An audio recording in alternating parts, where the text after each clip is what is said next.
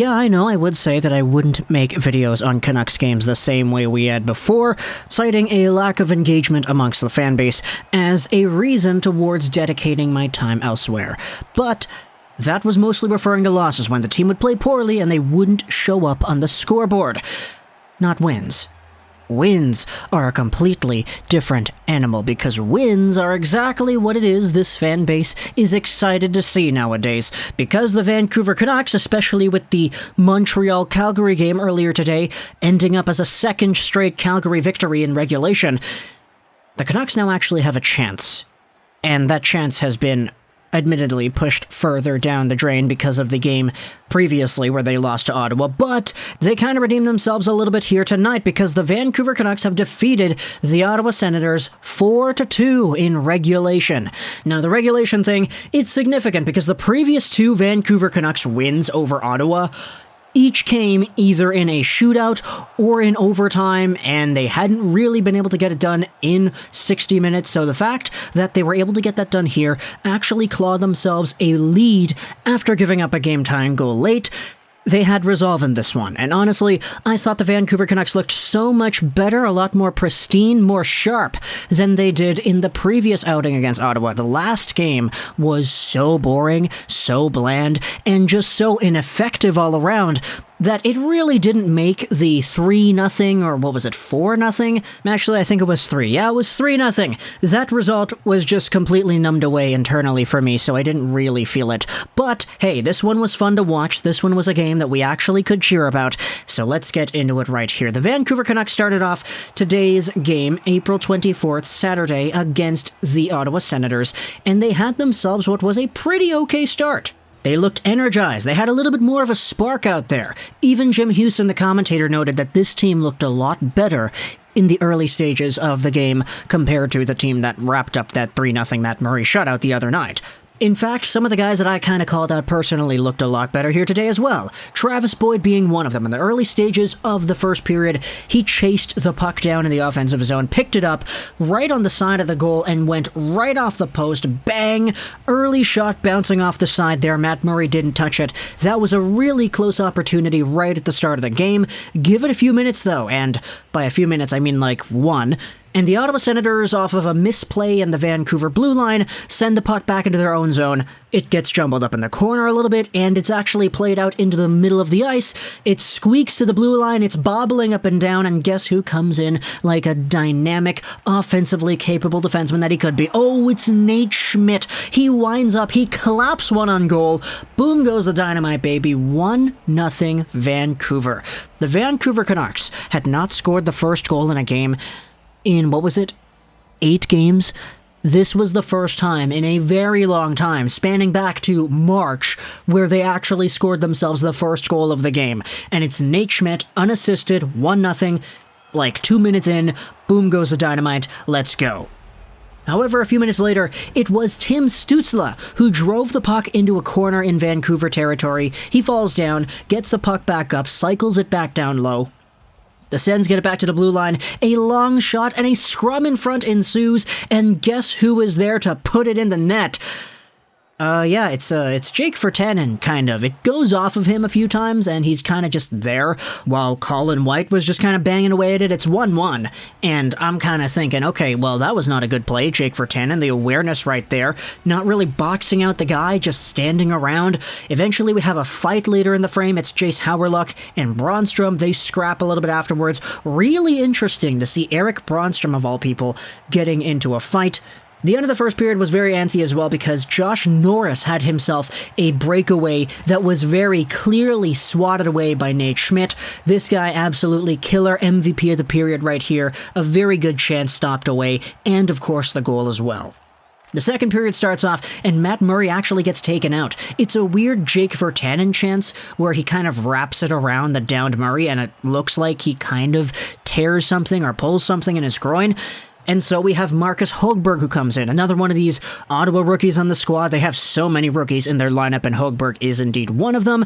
The Vancouver Canucks then go on the power play. It takes them a while to get there, but hey, they finally get a man advantage. And guess who it is? Hey, it's Brock Boeser, who takes the puck on the right side. He's faking the pass to the point. His eyes are dead locked on the back corner of the blue line. He's just kind of looking at his point man the entire time as he shimmies slowly towards the goal.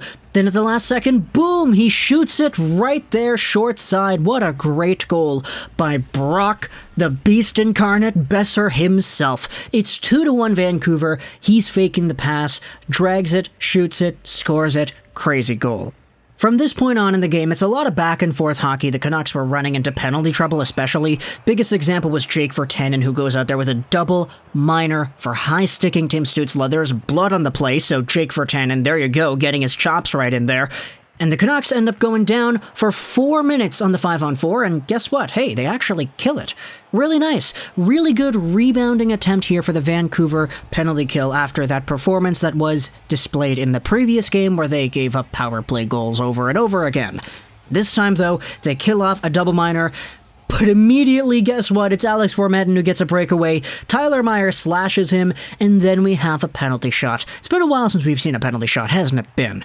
But guess what? It's Braden Holtby who comes out here and he makes the save. He initially stopped the Formenton rush, where Formenton actually got a shot away despite being slashed by Tyler Myers, and then Braden Holtby has to stop him again on the penalty shot attempt. Very nice. Before the second period ends off, though, guess what? It's Colin White again. This time he doesn't actually score a goal. He gets hit in the face with the puck after his own guy winds up for a big clapper from the blue line. You never like to see that. You saw Travis Hamonic immediately after. He was just kind of comforting Colin White there. Really ugly sight to see for sure. Then we have ourselves the third period, and the third period starts off very nicely for Vancouver after Travis Boyd gets sent into the boards, which draws a Vancouver power play. The power play looks pretty good, honestly, but they don't score.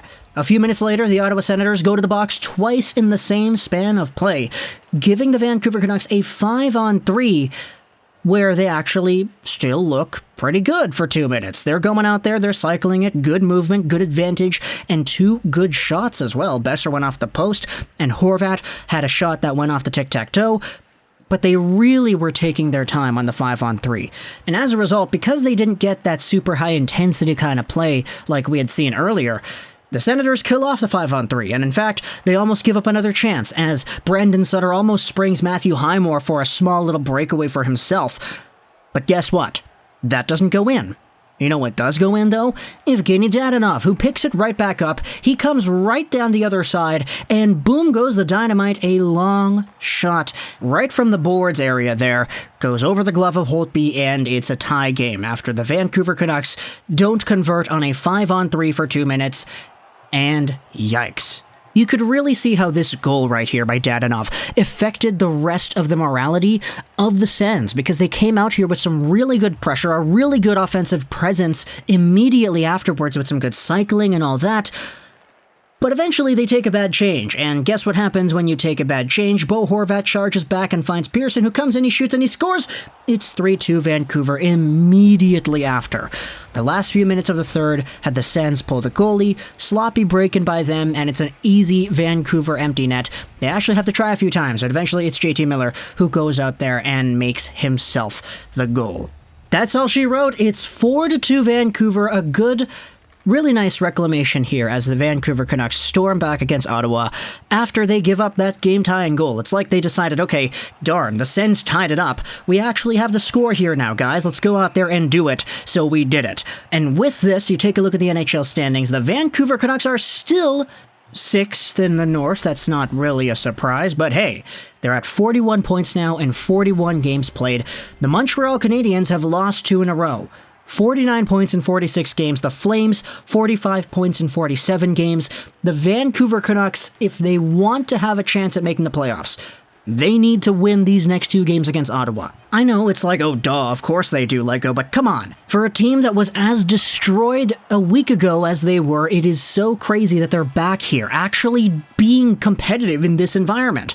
So I'm going to be looking forward to seeing what happens next with the Calgary Flames and the Canadiens. Obviously, I'm a Habs fan, but like, a lot of Habs fans are really, really salty at how the Habs are performing right now, so it's not really the most treacherous thing, I would think, to wish for the Vancouver Canucks to go out there and make the playoffs. I just want a good story, you know? A good story, that's kind of what I said in the previous video. If there is something worth talking about, that is what I seek the most. And this right here is a very good push for the Vancouver Canucks in that direction. So, talk to me in the comments what you thought about the Vancouver Canucks defeating the Ottawa Senators. I hope you enjoyed this British Trolls in the 9, and bye.